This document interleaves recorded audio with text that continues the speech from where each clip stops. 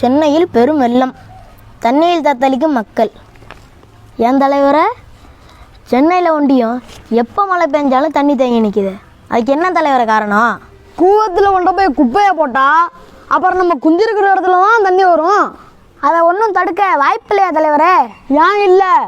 Mask போடாமல் போகிறவனை கூப்பிட்டு fine அடிக்கிறது மாதிரி, ஹெல்மெட்டு போடாமல் வரவனை கூப்பிட்டு ஃபைன் அடிக்கிறது மாதிரி, ரோட்டில் குப்பையை கொட்டுறவனையும் கூப்பிட்டு ஃபைன் அடித்தாதான் தடுக்கலாம். ஏங்க, அது வெளிநாட்டில் சாத்தியம், நம்ம நாட்டில் சாத்தியமா? தம்பி, உங்களை மாதிரி ஆளுங்க இருக்கிறதுனால தான் ஒரு ரூல்ஸையும் கொண்டு வர முடியல நம்ம நாட்டில். இதே வெளிநாட்டுக்கு போனால் குப்பையை கொட்டலைங்கிறிய, எச்சியை துப்பலைங்கிறிய. இதே நம்ம நாடுன்னா குப்பையை கொட்டுறிய, எச்சியை துப்புறிய, அப்புறம் வீட்டுக்குள்ளே தண்ணி வந்தால் கத்துறிய. அண்ணே, ரொம்ப அருமையாக சொன்னீங்கண்ணே. வெளிநாட்டில் குப்பையை கொட்டினா வேலையும் போயிடும், வேலை பார்த்த சம்பளமும் போயிடும். அதே நம்ம நாட்டில் குப்பையை கொட்டினா நாடு நாசமாக போகுங்கிறது எவனுக்குமே தெரியலை. சென்னையில் இருக்கிற குப்பையை மட்டும் அப்படியே அள்ளுனா 500 கிராமத்தை அப்படியே போட்டு மூடலாம். அந்த அளவுக்கு இருக்குது குப்பை. எந்த ஏரிக்கு போனாலும் குப்பை, எந்த ஏரியாவுக்கு போனாலும் குப்பை. தலைவரை, அப்போ குப்பை சென்னையில் ஒண்டி தான் கிடக்குங்கிறீங்களா? நான் சென்னையில் தான் குப்பை இருக்குன்னு சொல்லலை, குப்பை மேலே தான் சென்னையே இருக்குன்னு சொல்கிறேன்.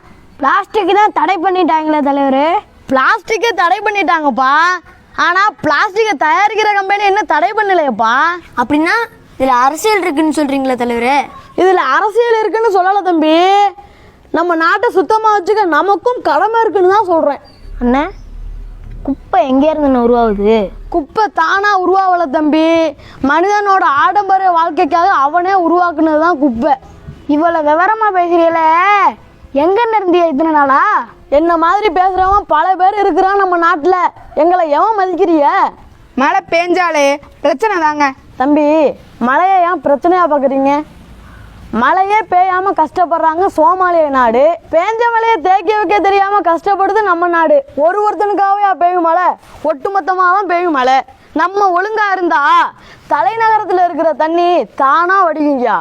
சென்னையில் மழை பெஞ்சதுன்னா செம்பரம்பாக்கம் ஏரியை திறந்து விட்றதும், அதே கோடை காலத்தில் தண்ணி இல்லைன்னா சென்னை மக்கள்லாம் தண்ணி காண்டி பறந்து விழுவுறதும் வழக்கமாக போயிட்டுங்க. அட ஆமாங்க, நீங்கள் சொல்கிறது சரிதாங்க. தண்ணியில் தத்தளிக்கிறதும் சென்னை மக்கள் தான், தண்ணி இல்லாமல் தவிக்கிறதும் சென்னை மக்கள் தான். அப்போ கிராமத்தில் பிரச்சனையே இல்லைங்கிறீங்களா? தம்பி, அது சென்னையில் நடந்தால் தான் நியூஸு, கிராமத்தில் நடந்தால் அதெல்லாம் அவங்களுக்கு கால் தூசு. கிராமத்தெல்லாம் கண்டுக்க மாட்டாங்கய்யா. சென்னையில் 1000 பேர் வந்து போகிற இடம், அங்கே தான் கவனத்தை செலுத்துவாங்க. கிராமத்தில் இருக்கிறவங்களாம் நிவாரணம் வாங்கி நிம்மதியாக இருக்கிறாங்க, சென்னையில் இருக்கிறவங்களுக்கெல்லாம் என்ன கிடைக்கிது? கிராமத்தில் இருக்கிறவங்க நிலம் வச்சுருக்குறாங்க, நிவாரணம் வாங்குறாங்க. நீங்கள் தான் பிளாட்டை போட்டு நோட்டை வாங்குறீங்களே, அப்புறம் எங்கேருந்து நிவாரணம் கிடைக்கும்? அடுக்குமாடி குடியிருப்பில் இருக்கிறப்பெல்லாம் அருமை தெரிய மாட்டேங்குது. ஆற்றுல குளத்தில் உள்ள தண்ணியெல்லாம் வீட்டுக்குள்ளே வரப்போ தான் கிராமத்தோட அருமை தெரியுது. ஒரு ஓரமாக நின்று ஓலாவை புக் பண்ணி ஒரு கம்பெனியில் போய் வேலை பார்க்குறது தான் வாழ்க்கைன்னு நினச்சிக்கிட்டு இருக்காங்க. ஆனால் இயற்கையோடு சேர்ந்து வந்தாதான் இன்னொரு தலைமுறையே இருக்குன்னு ஏன் இவங்களுக்கு தெரியலை? வேலை பார்க்காம இயற்கையாக பார்த்துக்கிட்டு இருந்தா சோறு யாரும் சொந்தக்காரனை வந்து போடுவான் அவங்களுக்கு. வேலைக்கே போவேனான்னு சொல்லலையா, சுயநலமாக இருக்காமல் பொதுநலமாக இருக்குன்னு தான் சொல்கிறேன்.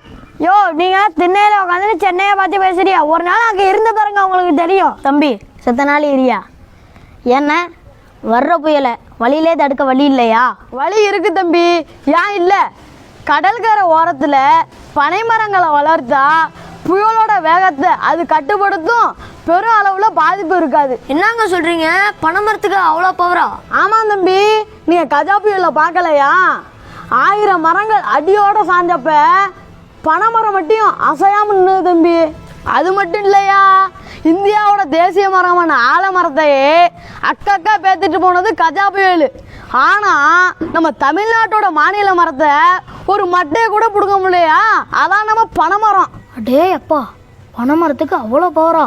தம்பி, புயலுக்கு மட்டும் இல்லை, கோடை காலத்துலேயும் கை கொடுக்கும் பனை. சொல்கிறேன், கேட்டு தெரிஞ்சுக்க.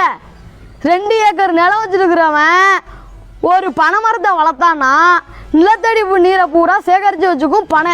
ஏ அப்பா, பனைமரத்துக்கு இவ்வளோ பவரா? தம்பி, பனையை பற்றி சொன்னது 10 பாயிண்ட் தான்ப்பா, இன்னும் பல கோடி பாயிண்ட் இருக்குது. அப்போ நம்ம ஊர்லேயும் நாளைக்கே பனைமரத்தை நட வேண்டியதுதான். நட்டு தண்ணியை ஊற்றி நாட்டை நம்ம காப்பாற்றுவோம்யா.